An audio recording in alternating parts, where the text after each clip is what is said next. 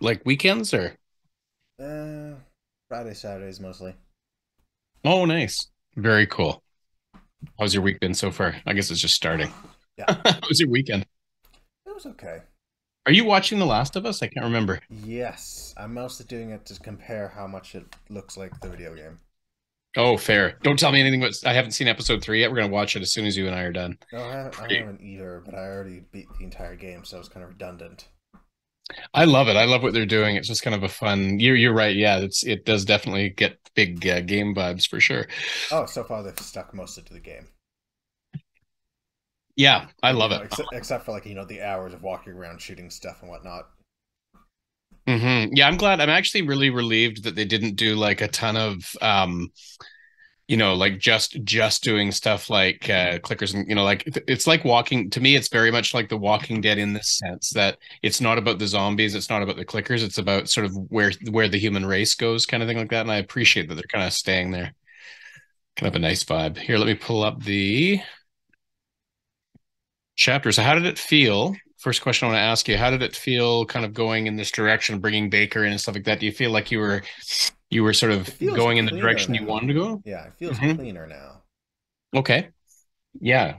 Gives it a little more substance. How do you think of it? Was it the right direction or the wrong direction? Well, I think there's definitely something there that I would love to encourage you to move forward to. I think there's some things we can talk about in terms of the way it plays out, but that's normal. You're throwing spaghetti at the wall, and I do the same thing. So I'll definitely have some feedback for you. As we go through the very little feedback in the first few pages, it hums right along, but it did before. So I love the kind of the nice cosmetic changes you made up until the God fucking damn it. It's really tight. It's really organized. It's short and sweet and to the point. 3 beautiful pages. So um, I even like the way you start. Like I love this whole thing where like, why the fuck are you here? Like it's just it sounds like a really good like. Better yet, how the fuck are you? I love the way you phrase that. What are you doing here?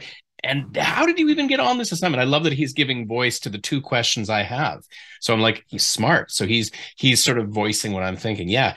Why are you here? And how on earth could you not only how did you get here, how could you be here? Right. So it's perfect. And I let her respond. I was offered a job and then flown out of here.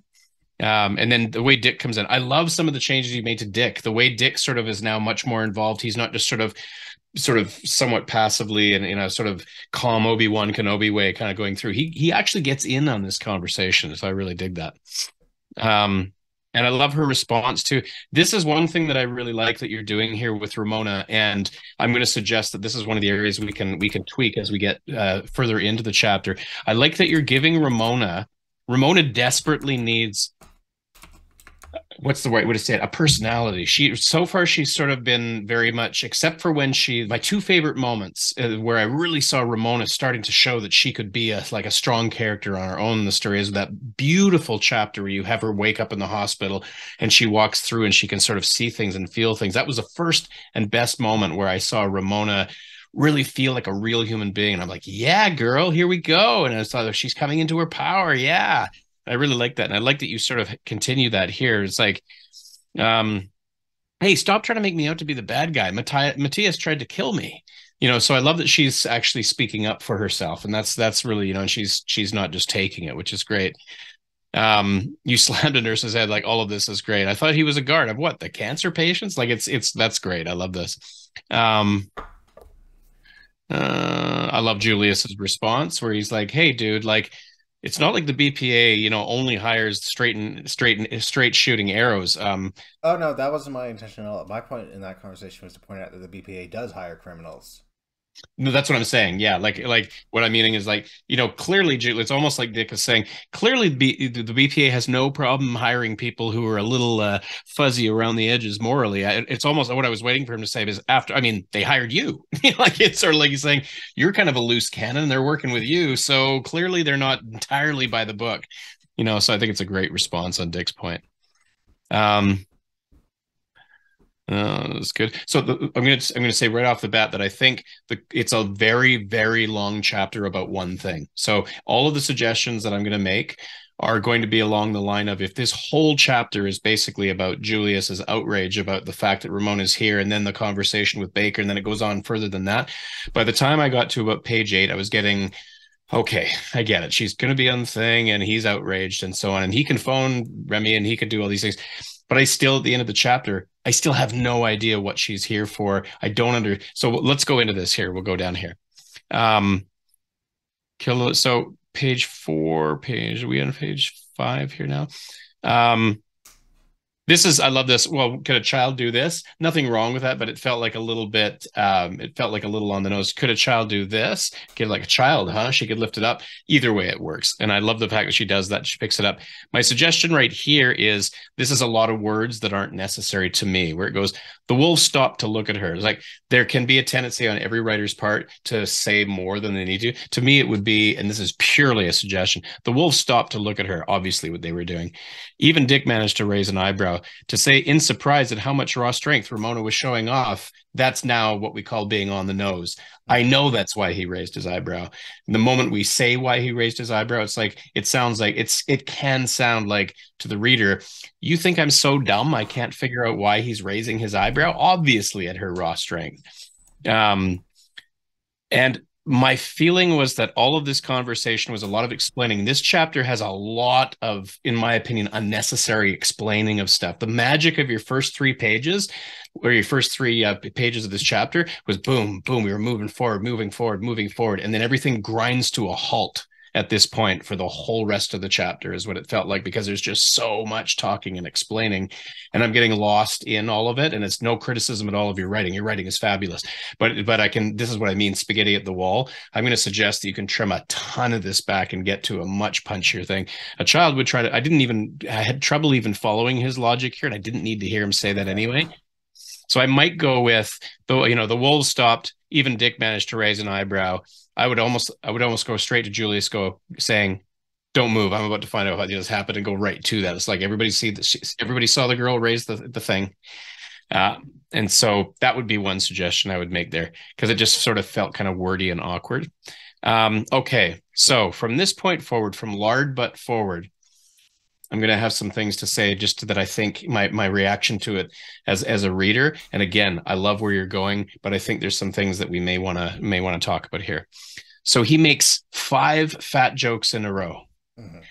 And now here's the, in the background, here's the challenge that I had with this. Baker comes onto the phone, and right to the end of the chapter, I still have absolutely no idea who Baker is. I have no idea what the relationship. Clearly, he and Julius have this like on a scale from 1 to 10, they're like at a 13 in their hostility towards each other. And it just sounds like 2 kids throwing shit at each other. And I'm like, I don't understand what's going on. I don't understand why Julius is shaming him. Like, and the problem is not only Julius is shaming him for being fat, you are as the author, because it's not just things that he says, but it's like Julius could just imagine his 3 chins jiggling in protest. Getting down here. So like, fair, so what I do we wrote get? him as like 1,000-pound dude. Sure. So at that point, as far as I'm concerned, at that point, fat shaming is totally fair. So okay, that's an opinion. That's good. So if I'm a fat reader, which I think last time I heard 63% of fantasy readers are, so you're throwing a lot of shade at your audience. But the problem is bigger than that. It's not just that we get 5, like not just minor fat jokes, like really, really detailed, explicit fat jokes, that none of them are, first of all, none of them are funny. And each one that comes is sort of like, oh, he's still doing it. He's still doing the fat joke thing. And the problem is, I still don't know who Baker is. I'm way less interested in hearing 8 different versions of how fat he is than getting any sense at all of who the man is in the story. So like maybe put in a paragraph there that explains the relationship. Tell us who he is. Yeah, like, Baker was blah, blah, blah. Give us a paragraph or 2, because I gotta know who this guy is, because what ends up happening by about page 7 is that I am on Baker's side in principle, and I totally hate Julius by the time I get to page 7. Again, I'll be very specific why. You're not, I mean, it's clever. I can see you getting out any anger you've ever had that's fat people. It's all coming out in this chapter, so that's good. But by the time we get to, you're not responsible enough to stay under 800 pounds, how could anyone expect you not to sink the BPA with how much you weigh? It wouldn't even be that hard. And I'm like, oh, okay. again, even if Baker is fat and even if he's a total dick, Julius just looks like an absolute capital A asshole at this Fair point. enough. And I I, probably wouldn't. Okay. yeah. Yeah. So Julius could literally hear his shit. I said, okay, I keep going. Now, my suggestion is going to be because I was lost on the point of bringing up section. I mean, I understand what section 8 is. I'm like, whoa. So here comes Baker, launches at Julius, but Julius really launches at him, and suddenly like there's these threats. Like it's not just that they're at a 12, but the threat level towards each other just goes through the roof. And I'm just like, I'm lost. Where is any of this coming from? Who is this guy? Um, then the BPA thing that so while I'm trying to figure out who Baker is, now I'm being told what a section 8 is, and I honestly just didn't even I read it and then I went, okay, whatever, man. I'm you're losing me on details of Okay, section so 8. basically just cut out the entire Baker conversation and rewrite it. I like that you did, and I think that it's an interesting turn to have somebody else come on. I like that you had him answer the phone. I love that whole idea that he's there. I'm like, ooh, he took that idea and he ran with it. I love it. But so there's the fat thing and the Baker thing, and that's all good stuff you can fake. This whole section 8 Kill thing the feels legal stuff. I would kill all of that because it's just distracting. Clever but distracting. Who are Miss Bruner and Miss Sarkeesian? I don't know who those people are. Miss Brunner is Daphne. That's her Okay, and last who's name. okay, and who's She's Miss another board member. I Sarkeesian? didn't introduce her. I just name dropped her. Oh, okay. I might not introduce a new character. I might just say Daphne because again, no frame of reference. Fair I enough. don't know that she's a board member. I don't know that there's a board. I don't know who Baker is. I don't like there's just so much I don't know that I have no reference for most of what's happening here. Um, right then and there, Julius knew that Baker had something to do with this. I didn't understand why that made him go, Miss Sarkisian was quite happy hiring her. Now I know Baker, has something to do with this. Okay, well, Well, first of at all, this point, I'm already planning on deleting it all, so let's stop okay. nitpicking it. So we're already redoing it, so nitpicking it at this point is The pointless. I hear what you're saying, but what I want to do is the reason we're doing this is because I don't just want to nitpick what you're going to get rid of. I want you to sort of understand the rationale so you don't simply do it again. Hmm. So I don't want to just hammer you with things, but the key here, I'm just going to go down through here.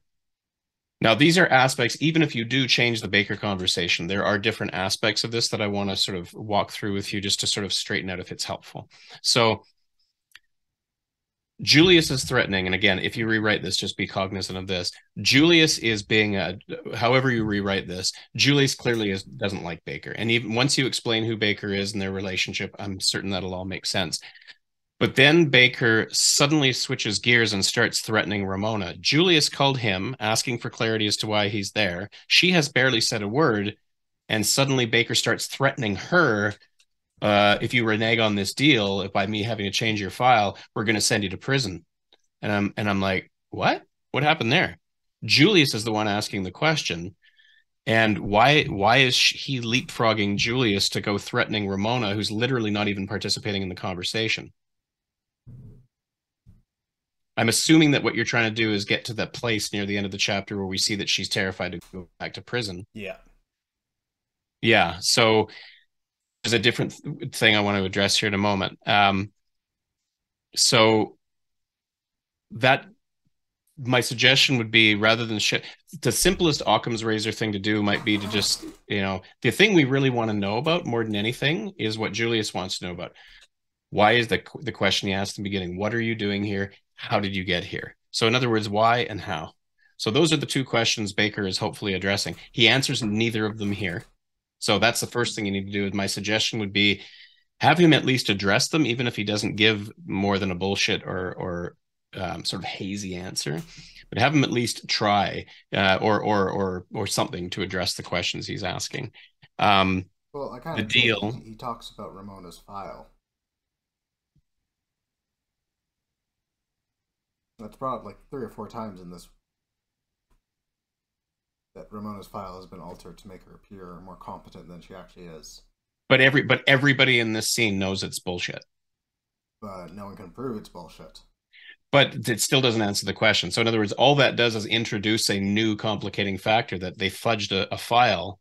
So that explains how they got away with putting her here, so that maybe half answers the second question.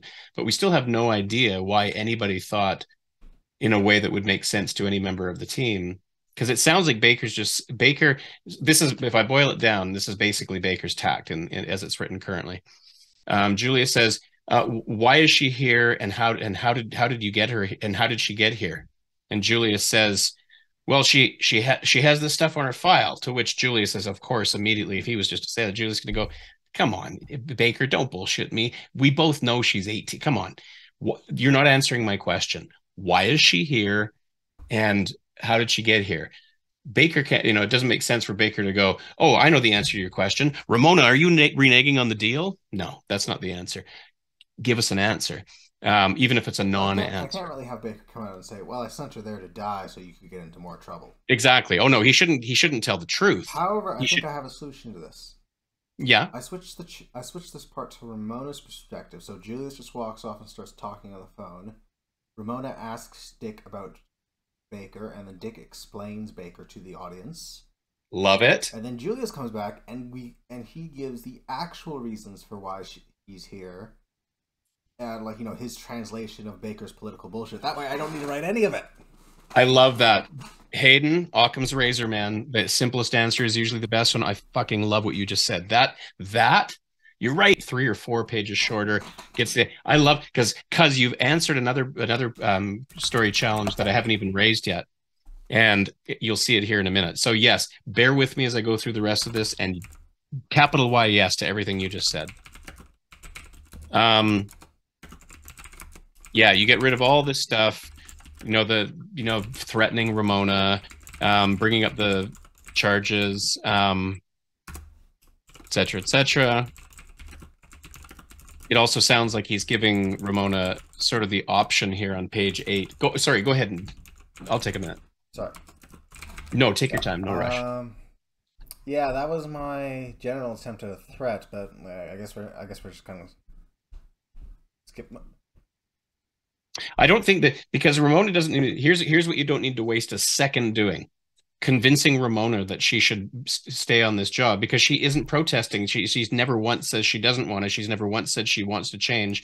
It sounds like 3 men are taking this woman and turning her into a rag doll to have a fight with each other. It's the most passive aggressive thing I've ever seen a person do. For Baker to suddenly start exploiting and manipulating her to make a point to Julius, it's just gross. So to be fair, I'm trying to make him gross. Yeah, but unfortunately, here's the other thing, and you'll see this note in a minute. Your only strong part, Daphne aside, your only significant female character has been systematically exploited or manipulated by every single man in your story up to this point, including Dick in the next couple of pages. And I'm like, holy crap, like this woman doesn't have a voice, barely has a personality, and spends the whole story getting tossed around by men. Huge, strong reaction to that. So what you're suggesting... To my defense for gender equality, I would have done that if it was still Jack.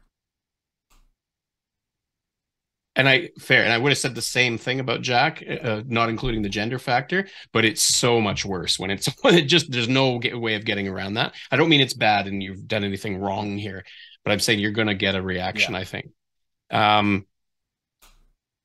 And I don't think, like Julius, and to me, you also get to get rid of this part where Julius is like, she says, "No, it's fine. I'll go through with it." Yeah, we know you were always going to go through with it. That we don't need any part of the story to retell that she's going to be on the. So for Julius or Dick to start going, "What are you doing? Don't you know you're going to get yourself killed?" Is I don't need any of that either. She's on the team now, so we got to make the best of it. She would rather die than be trapped. At this point in the story, you're going to change it so it doesn't matter. She would rather,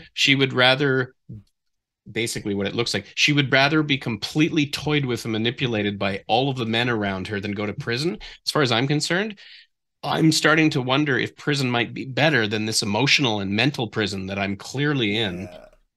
Yeah. So you get to get rid of that. So that's good. Whale Lord. Another fat joke. I thought, okay, we're gonna maybe here he comes, another fat joke. And Dick, to me, it's nice if he's the voice of Julius. What the hell have you done now? You get, I don't understand. What is Dick get mad at him here for? Is he mad that he called Baker? Yeah, I honestly have no idea. I think I'm just gonna delete everything after page 5 and start over. Wait, It's a what? good keep some of the sort of intent of it though, because I think we had to get, we had to kind of go through the woods to get to this point. Even though I'm being, I'm like being very specific about things that I'm challenged with. It's to get to that sweet spot that you just described. Um, Yeah, Dick. uh, I shouldn't have done that. I should have pushed Dick.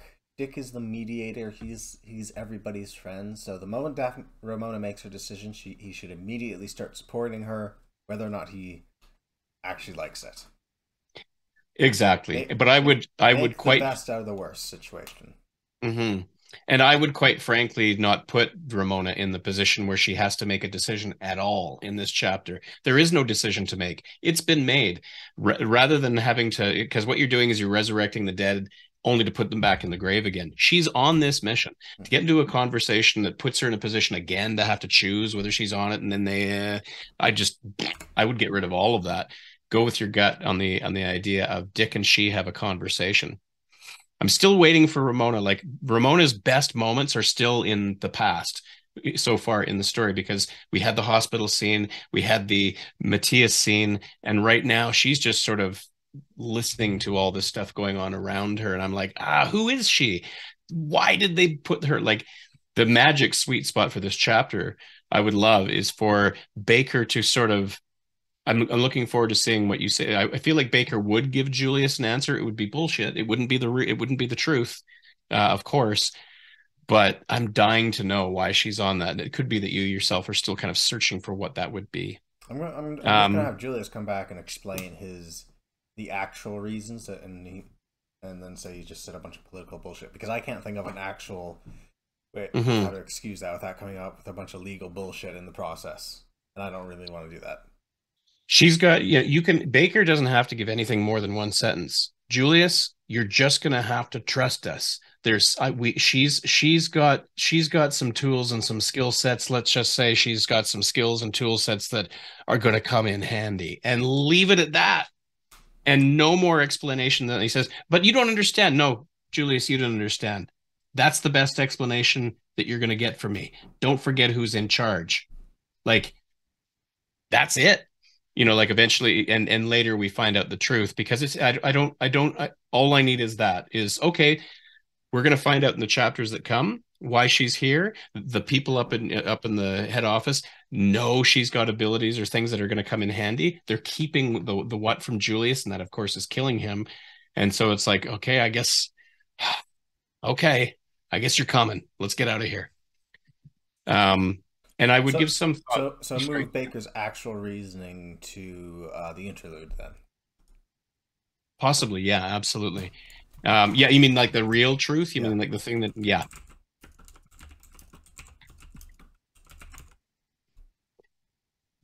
I would love if I can make one suggestion, Hayden, is when you have the conversation between Ramona and Dick, what I'm really interested in is not even the conversation. You know what? I don't even care what Baker says to Julius beyond look. She's got a certain special something that's going to come in handy. You're just going to have to trust us with this, and I don't need to explain it anymore to you. I don't owe you an explanation. Chain of command beneath your pay grade. Get on the fucking plane. The end. Because what I'm really interested in is Ramona. Like right now, the only thing that seems to be motivating Ramona at all is fear of going to prison. And I'm thinking, wow, this girl, she was the girl who was assaulted in the graveyard So was clearly, switch it over to an excitement for adventure. yeah. What is she like? I don't want to see scared Ramona at all personally in this chapter. I've seen a ton of scared Ramona. I'm tired of seeing scared Ramona. I want to see Ramona. I want you to see you continue on what you saw You're on the in the train to hospital. Hogwarts kind of Ramona. Absolutely. We saw her have an enlightened moment in the hospital. We saw her kick ass in Matthias. I don't want to see her then sit in the next chapter, sit there and go, okay, whatever you say, just don't send me to prison.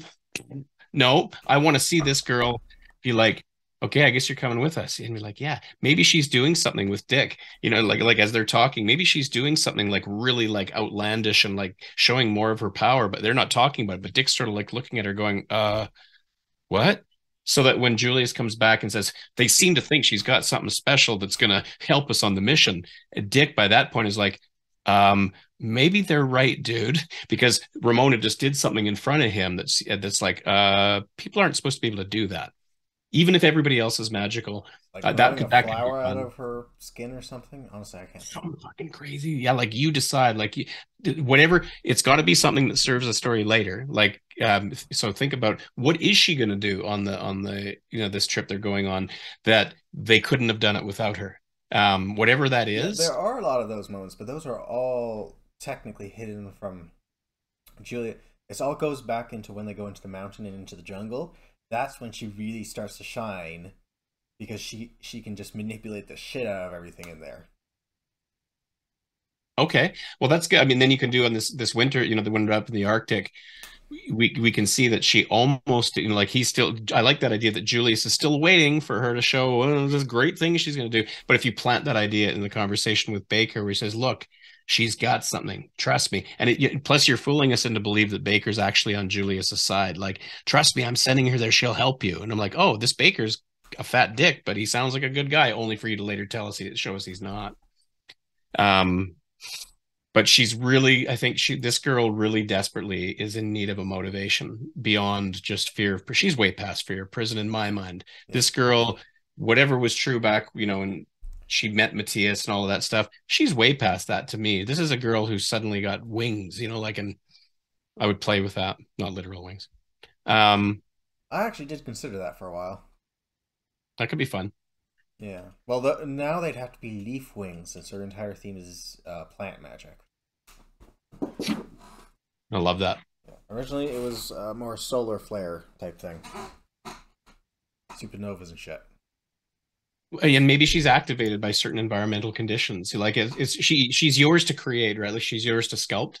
But at this stage, she's interesting. And I would love to see. So yeah, I would go with your instincts where I think you could nearly cut this chapter in half by having the conversation. Give a little explanation. Who's Baker? Why are they so hostile with each other? What's their history? All explained by Dick to Ramona. Love that instinct. And meanwhile, I'm looking for Ramona to become more of a real person. Again, the one female character you have in your story. Jack definitely was more interesting. When you had a man in here, he felt like a real guy. He felt like, and it could just be that, and every writer's got their unique challenges. It could actually be that writing strong female characters is not your comfort zone. I'm that way with certain. I'm not that. I have certain types of characters that I really struggle to write because I've had to really stretch myself to relate to and understand how to make that character real. Um, yeah, I kind of just want to get to know her, but I love what you're planning though. So this was good. Even though I've been very direct about my response, I'm responding this way because I know that the reader's going to respond this way. If it flows the way it does now, this is the point at which the reader puts the book down because it's not making sense. But it's your first draft of this, and it was a stab at something new. I think it was great to bring Baker in. I like what you're doing here. I love that you introduce him in this chapter because he's clearly going to be instrumental. Mm-hmm. And seeing this hostility. Plus, the other thing that I'm still trying to get a sense of is Julius. Julius just doesn't give a shit when he's talking to people, right? He doesn't care Yeah. what position of authority they're in. Um, like I wouldn't even mind Ramona even commenting like, "Are you allowed to talk to your boss that way?" It's Julius, man. There's no rules with that guy. There's a million ways you could kind of do that because otherwise it just say what the audience is thinking. Because what it looks like is I don't care how much they love Julius. If this is the way he approaches the people higher than him, we have to. He's just a liability on discipline and chain of command alone. I don't care how talented this guy is. We can't have him work here, especially when he starts this mission already in the shit house. He already is like on thin ice. He's already in a position where he's trying his best to make sure this thing goes smooth. The whole reason he doesn't want, I think, Ramona to come and fundamentally, apart from his reservations about her personally, is because he really, really, really needs this operation to go well, so that the people up the chain don't flat out fire him or make him disappear. So for him to have this level of hostility towards those people at the very moment that he wants to make the best impression he can, even with his package of who he is, that was the inexplicable thing to me. It just, I'm like, I don't get this guy or his motivation. He might even phrase his questions to Baker in a much more soft way, where it's sort of like, we know what he's thinking. We know that he just fucking hates this guy. But if he's just letting loose fat, comments and all that stuff, it kind of undermines what I think Julius would really be trying to achieve at this point in the story. So if you tone that down, give us a simpler answer to why she's here, which is a non-answer, and let Dick and Ramona do the talking, you literally solve everything at once. And you give Ramona, you give us more of Ramona, in terms of seeing her growth and her evolution. Yeah. Okay, Ramona needs more character development. So I should probably look up like Buffy, Ridley, a couple character, get their personality traits and try and add some of those in. Well, and if it helps, Hayden, just write her like she was a man. Like you obviously know how to create.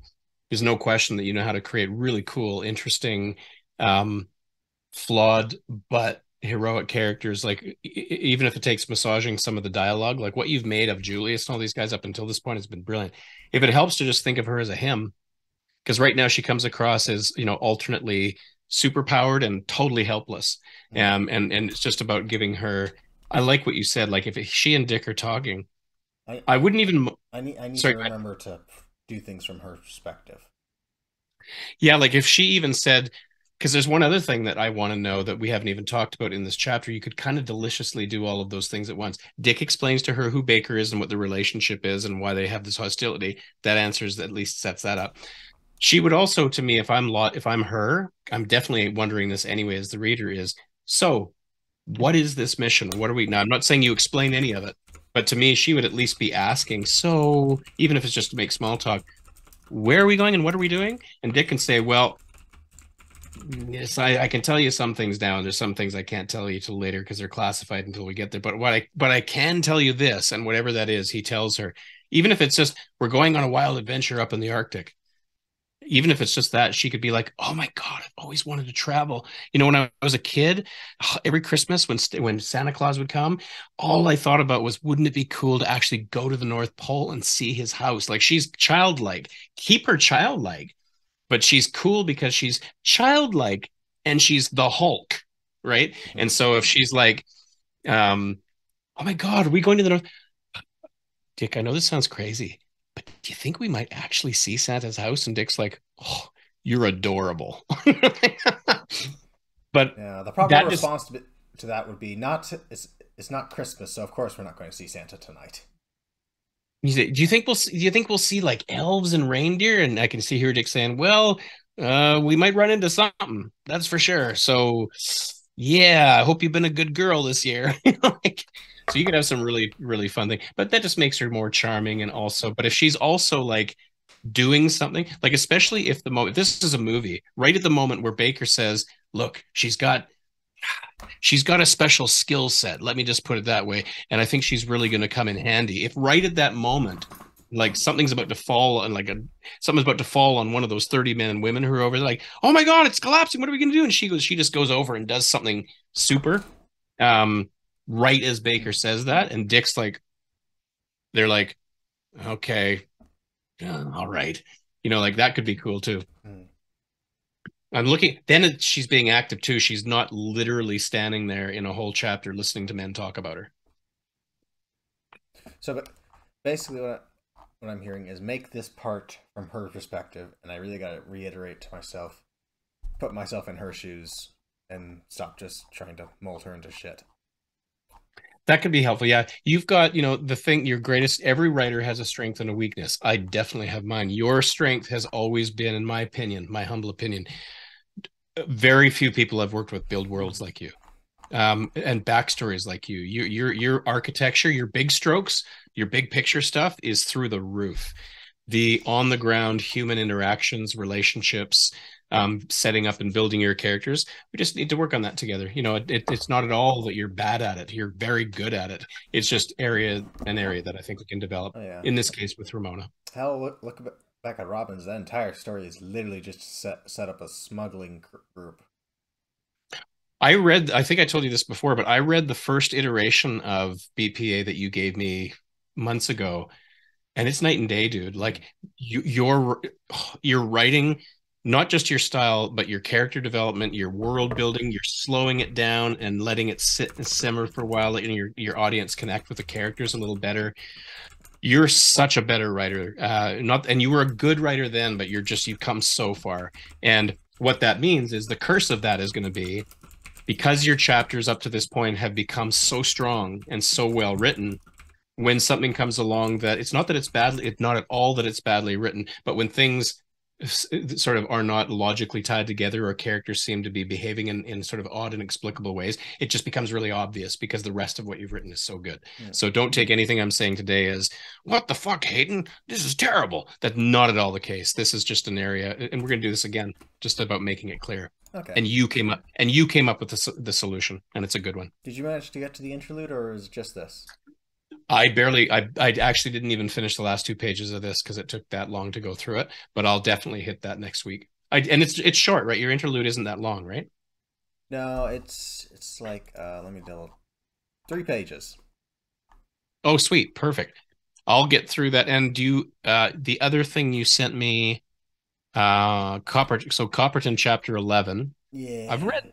Did I read that already? Like the newer version of it? No. Oh, no. So I'll plan, unless you send me something new, I'll plan to read the interlude and I'll as much of probably send you a revised version of chapter 10 and I the wouldn't interlude.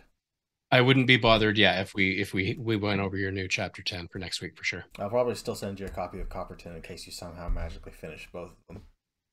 Okay. Sounds good. Okay, good luck, Hayden. This is going to be good. Yeah, I've got to send in a school assignment before it's due in 2 hours. Oh my God, you're my hero, man. What do you got? So wait a minute, you got work and school and this? Mm-hmm.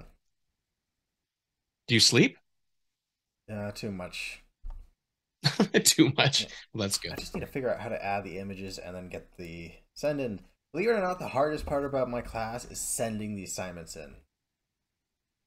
Oh, really? Like uploading it to wherever it's supposed to go, you mean? I need to use a program called FileZilla, which does not want to work ever.